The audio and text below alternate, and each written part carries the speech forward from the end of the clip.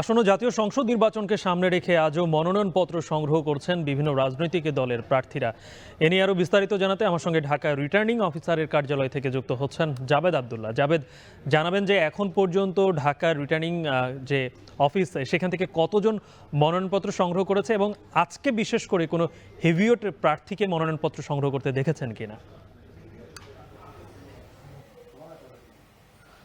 গালিব, এবারই ইতিহাসে প্রথম একই দিনে জাতীয় নির্বাচন এবং জুলাই সনদ বাস্তবায়নে গণভোট অনুষ্ঠিত হবে। আপনি জানেন এরই মধ্যে সে ভোটাধিকার প্রয়োগের জন্য নির্বাচন কমিশন আধা ঘন্টা সময় কিন্তু বর্ধিত করেছে, অর্থাৎ বেলা 4টা 4:30 পর্যন্ত সেই নির্বাচনে দেশের মানুষ ভোট দিতে পারবেন।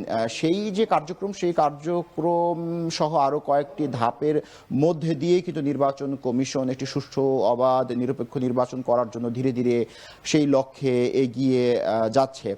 তো সেই যে নির্বাচন, সেই নির্বাচনের প্রাণ কিন্তু রাজনৈতিক দল ও সেই দলের প্রার্থীরা।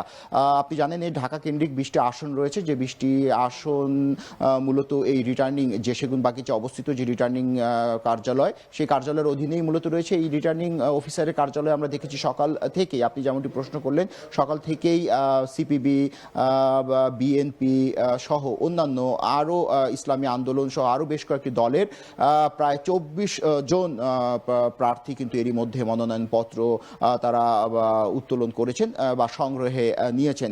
এখন পর্যন্ত কেউই বা কোনো প্রার্থী মনোনয়নপত্র এখানে প্রদান করেনি, তবে প্রায় 24 জন প্রার্থী কিন্তু এরই মধ্যে মনোনয়নপত্র উত্তোলন করেছেন। আমরা সকাল থেকে দেখেছি যে ঢাকা 14 আসনের, আপনি হেভিওয়েট প্রার্থীর কথা বললেন, ঢাকা 14 আসনের সানজিদা ইসলাম তুলির পক্ষে তার ভাই রিমন ইসলাম মনোনয়নপত্র সংগ্রহ করেছেন।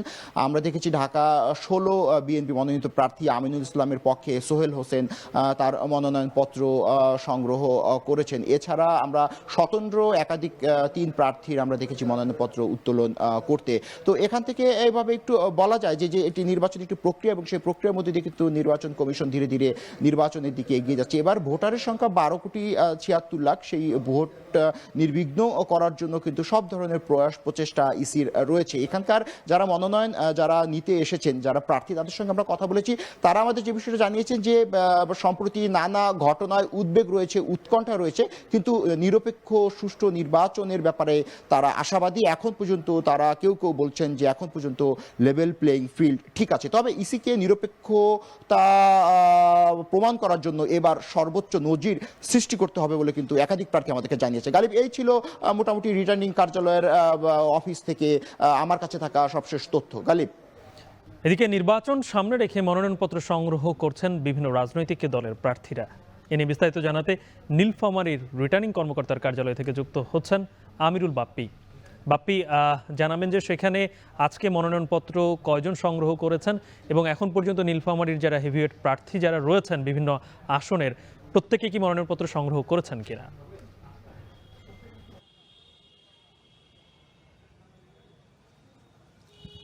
গালিব, শুরুতেই একটা বিষয় একটু জানিয়ে রাখতে চাই, যেটি এবার চোখে লাগার মতো। সেটি হলো যে অন্যান্যবার আমরা দেখি যে মনোনয়নপত্র সংগ্রহের সময় পুরো দলবল নিয়ে এসে গণমাধ্যমকে জানিয়ে একটা উৎসবের মতো করে মনোনয়নপত্র সংগ্রহ করতেন প্রার্থীরা। এবারে আমরা তো সেটার ব্যতিক্রম দেখছি।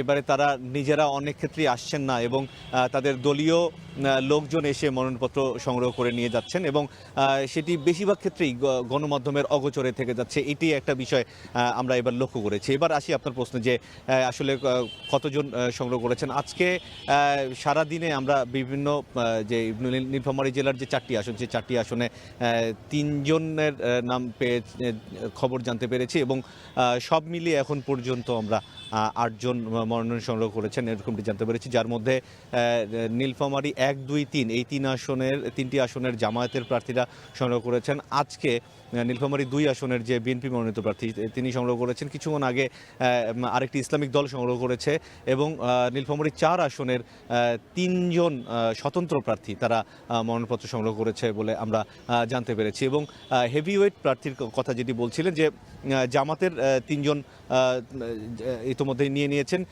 নীলফামারী 4 আসনে বিএনপি এবং জামাত এই দুটি দলের কেউই এখন পর্যন্ত মনোনয়নপত্র সংগ্রহ করেনি।